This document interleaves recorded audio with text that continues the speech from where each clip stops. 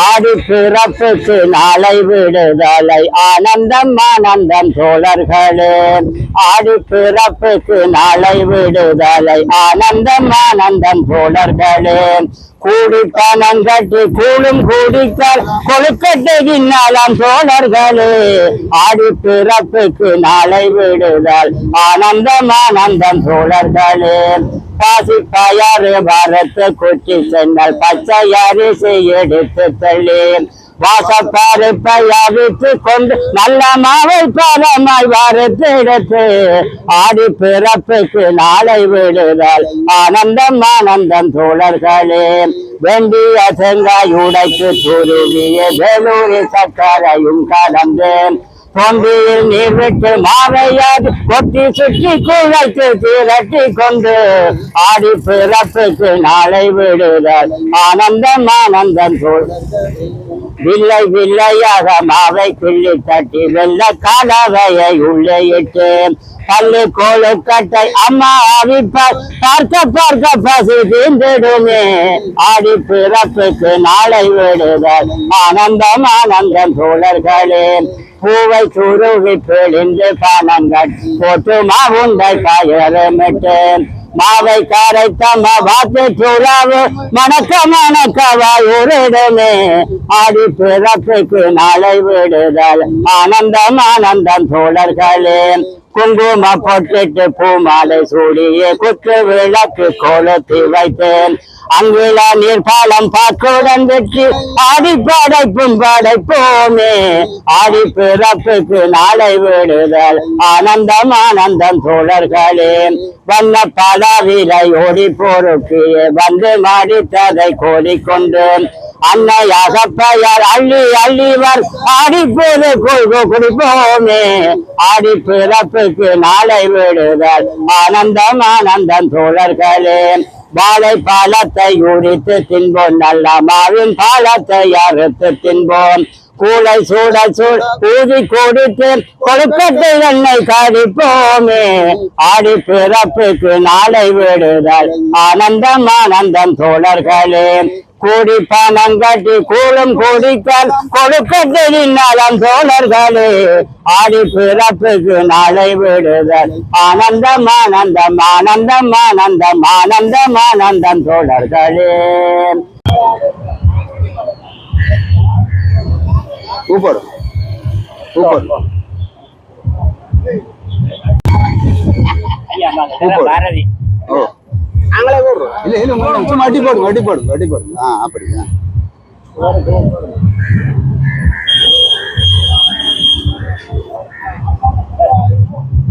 அதுல நிக்கிறாங்களும் வாங்க பூ போட வாங்க வேண்டாம்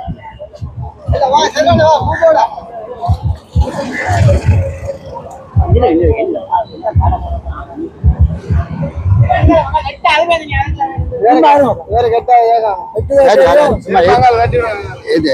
எத்தி போட்டு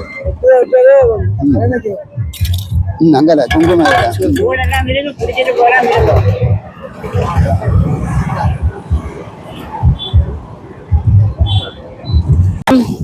கடந்த 5 வருடங்களாக இந்த புலவருடைய விழாக்களை நாங்கள் கொண்டாடி வருகின்றோம். துக்ககரமான செய்தி என்னவென்றால் கடந்த ஓயல் பரீட்சையிலும் அதற்கு முன்னர் நடந்த ஏஎல்ஓஎல் பரீட்சையிலும் மொத்தமாக 37,000 மாணவர்கள் ஓஎல். இது ஏன் வந்தது என்று கேட்டால் தாய்மொழியிலே பரீட்சையம் இல்லாத ஒரு காரணத்தினால் வந்துள்ளது. எமது தமிழை பொறுத்த அளவிலே எமது இளைஞர்கள் அதை கற்றுக்கொண்டு வருகின்ற பாங்கு மிகவும் குறைவாக உள்ளது. அந்த புள்ளி விவரத்தை பார்ப்போமா இருந்தால் தமிழ் சமயம் 2லும் எமது மாணவர்கள் பின்னிருக்கின்றார்கள். இதற்கு சகலரும் பொறுப்பானவர்கள். பல்கலைக்கழகம் தொடக்கம், பாடசாலை தொடக்கம், பிரதேச செயலகங்கள், மாநகர சபை எல்லாரும் சகலரும் இதற்கு பொறுப்பானவர்கள், நாங்களும் உட்பட. எனவே இந்த தாய்மொழியிலே புலவர் அவர்கள் செய்த பாங்கு 19ஆம் நூற்றாண்டிலே அளப்பரியது. அந்த பொலியன்று கந்தவனத்துக்கு ஒரு பாட்டியை இருக்கிறார். இலையன்று இறங்கி இறக்க புகுந்து இலையொன்று நீ வறண்ட வேண்டாம், அதை ஒன்று மண்ணுகிறது கந்தவன தருகே ஆறுமுக பொன் மலை ஒன்று உண்டு அங்கு போ என்று எழுதிவிட்டார். பொன்மலை என்று எழுதிய காரணத்தினால் இவருக்கு தங்க தாத்தா என்ற பெயர் சூட்டப்பட்டிருக்கு. தங்க தாத்தா காரணம் கண்டவன அந்த முருகன் மீது அளவற்ற ஆசையினால் ஏற்பட்ட ஒரு பாகத்தினால் இந்த பாடலை பாட வேண்டிய தேவையும் வந்திருக்கிறது.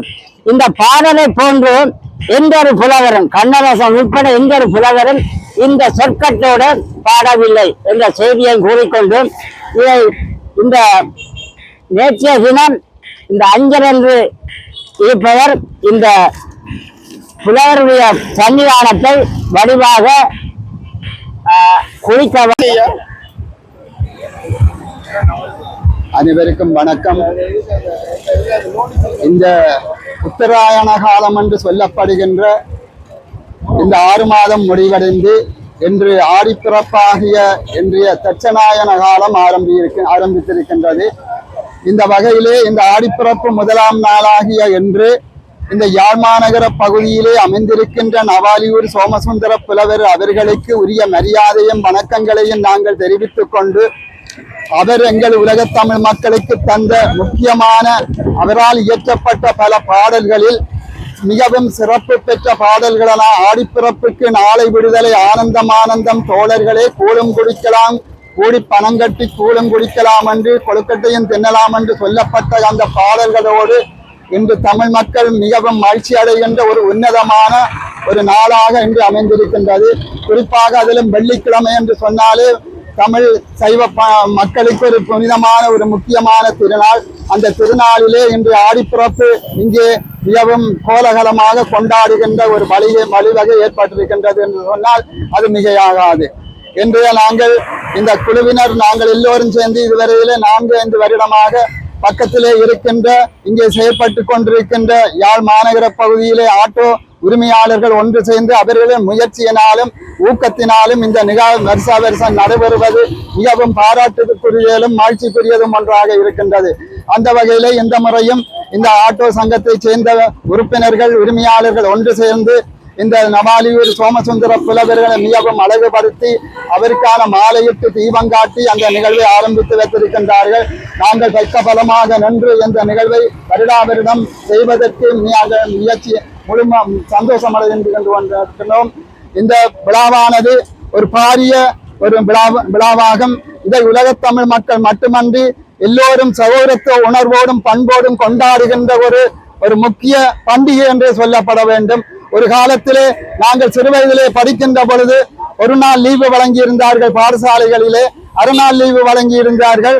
அப்படி வழங்கியிருந்தது காரணம் இந்த பண்டிகை ஆடிப்பிறப்பானது ஒரு முக்கிய தினம் என்று கருதப்பட்ட ஒரு நிலையிலேதான் இந்த நிகழ்வு தமிழ் மக்கள் மத்தியிலே மிகவும் ஒரு முக்கியமான ஒரு இடத்தை பெற்றிருக்கின்றது என்று கூறலாம். அந்த வகையிலே இந்த கூழுக்கும் இந்த நவாலியூர் சோமசுந்தர புலவருக்கும் ஒரு வரலாறு இருக்கின்றது. அந்த வரலாற்றோடு நாங்கள் பயணித்துக் கொண்டிருக்கின்றோம்.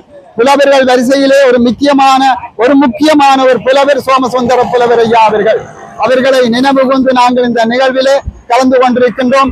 என்று பாடசாலைகளிலும் சரி, பிரதேச செயலகங்களிலும் சரி, மற்றும் பொது இடங்களிலும் சரி, கலை கலாச்சார நிகழ்வுகளோடு இந்த நிகழ்வுகள் என்று இனிதே நடைபெற்றுக் கொண்டிருக்கின்றது. அந்த வகையிலே நாங்கள் இந்த மாநகர பகுதியிலே அமைந்திருக்கின்ற நவாலியூர் சோமசுந்தர புலவர் ஐயா அவர்களின் சிலைக்கு முன்றலிலே நாங்கள் இதை மிக கோலாகலமாக செய்து கொண்டிருக்கின்றோம். ஒரு தத்துவ கருத்துவங்களை ஊடாக எங்களுடைய சமயங்களை எங்களுடைய கலாச்சாரங்களை பிரதிபலிக்கக்கூடிய ஒரு நிகழ்வு. ஆகவேதான் இன்று சமுதாயத்திலே இளைஞர்கள் யுவதிகள் மிகவும் ஒழுக்கக்கேடாகவும் சமூக சீரழிவுகளுக்காகவும் உள்ளாகி கொண்டிருக்கின்ற இந்த நிகழ்விலே இந்த காலகட்டத்திலே இந்த நிகழ்வுகள் ஒரு பண்பாட்டு பாரியங்களோடு கூடிய ஒரு சிறப்பு பெற்ற நிகழ்வை நாங்கள் இங்கே நடத்துவதன் மூலம் ஆடிக்கூழ் என்றால் என்ன, ஆடி பிறப்பு என்றால் என்ன, இந்த ஆடி மாதத்திலே வருகின்ற தினங்கள் முக்கிய சமய நாட்கள் எவ்வாறு எங்களுக்கு வழிவகை செய்கின்றன, இது ஏன் நாங்கள் கொண்டாடுகின்றோம் என்பதற்கெல்லாம் பெரிய காரணங்கள் அமைந்திருக்கின்றன. இந்த ஆடிப்பிறப்பு பிறந்து விட்டால் சைவ தமிழ் மக்களுக்கு மிகவும் முக்கியமான விரத அனுஷ்டானங்கள் என்று சொல்லப்படுகின்ற நிறைய சம்பவங்கள் இருக்கின்றன. ஆடி செவ்வாய் தேடிப்பிடி என்பார்கள், ஆடியிலே விதை ஆழ விதை என்பார்கள். ஆடி மாதம் பிறந்து விட்டால் உழவர்களுக்கு ஒரு வரப்பிரசாதமாக உழுகின்ற ஒரு மாதமாக இருக்கின்றது. இப்படி ஆடியில் வை பாலவை ஆடியில் வை என்று சொல்லுகின்றார்கள். தந்தையை இறந்தவர்களுக்கான ஒரு பிதிர்கடன் செய்கின்ற ஆடி அமாவாசை எங்கள் தினத்திலே இந்த மாதத்திலே முக்கியத்துவம் பெறுகின்றது. அப்படிப்பட்ட ஒரு பெருமைக்குரிய ஆறு மாதத்திலே இந்த ஆடி மாதம் முதலாவது மாதமாக அமைந்திருக்கின்றது.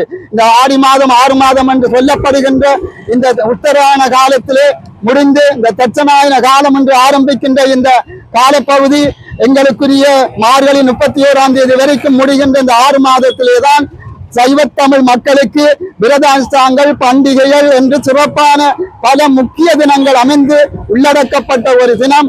நியம மாமிசங்களை தவிர்த்து வீடு வாசல்களை சுத்தப்படுத்தி புனிதமான ஒரு நாளாக மாதமாக இது அமைந்திருக்கின்றது.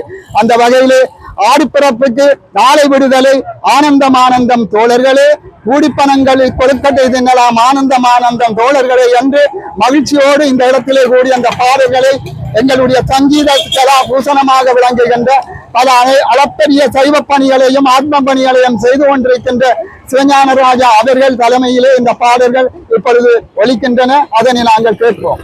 தேன் தமிழ் சொட்டுகின்ற ஒரு பாடலை எவருமே இதுவரை பாடவில்லை.